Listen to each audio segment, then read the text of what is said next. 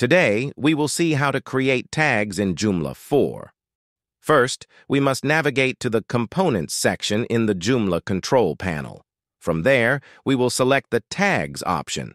Once on the Tags page, we will click on the New button to create a new tag. We can then enter a title and description for the tag and save it.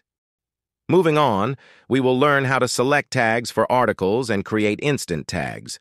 We will first select an article and find the Tags option on the right sidebar to do this. From there, we can select the appropriate tag or create a new one. We can also create tags from contacts in the Joomla component and assign multiple tags if needed.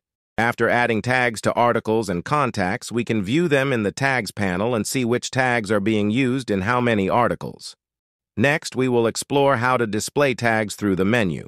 We will start by creating a new menu from the Joomla menu panel and selecting the Tags type from the Menu Item Type options.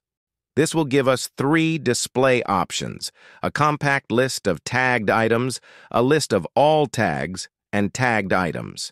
If we choose the compact list of tagged items, we can select the tags we want to display and the content type, articles or contacts. This information will be displayed in a menu on our site. If we select List All Tags, we can see all the tags we've created and how many articles or contacts are associated with each tag. Finally, if we select Tagged Items, we can choose specific tags and content types to display, and the articles or contacts will be displayed on our site accordingly. Now, we will see how to show tags through the module. To begin, quickly navigate to the Site Module panel. Create a new module and decisively choose between the 2 tag display options, Popular or Similar. For this example, we will be using the Popular type. Add a title and expeditiously select the parent tags. Choose the position from the drop-down menu and unhesitatingly assign the module to the corresponding page.